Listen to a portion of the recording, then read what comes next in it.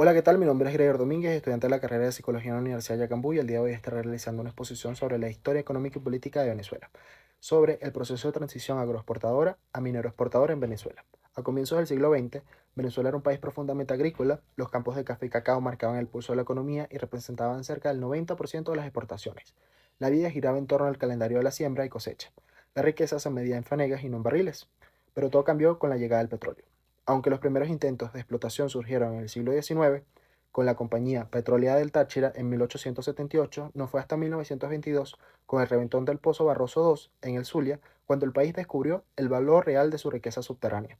Ese pozo produjo durante 9 días unos 100.000 barriles diarios, confirmando el enorme potencial del petróleo nacional.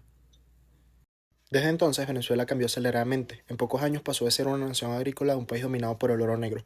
Durante el gobierno de Juan Vicente Gómez entre 1908 y 1935, se consolidó un Estado centralizado y dependiente de la renta petrolera.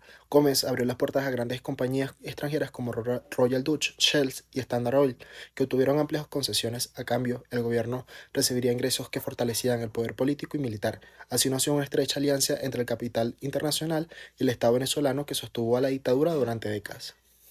En 1920, el ministro Gumersindo Torres promovió la primera ley de hidrocarburos, que fijaba las regalías entre un 10 y el 15% y que establecía que los yacimientos revertirían al Estado.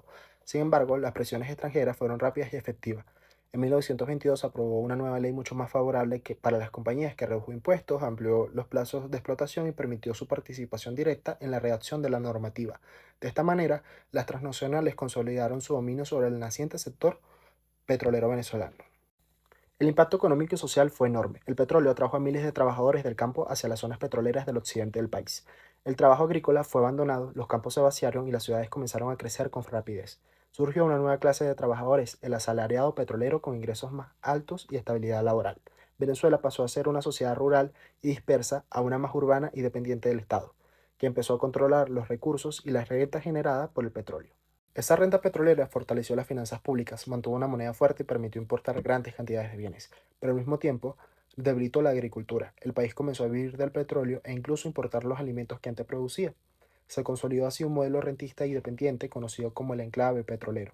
La fiebre del oro negro se extendió por todo el territorio. En la década de 1920 se multiplicaron las concesiones.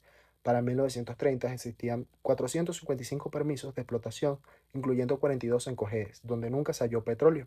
Esto demuestra que hasta qué punto llegó el país entero y cómo fue arrastrado por la promesa del crudo. En conclusión, entre 1900 y 1930 Venezuela vivió una transformación radical. Pasó de una economía agroexportadora basada en el café y en el cacao a una mineroexportadora sustentada en el petróleo.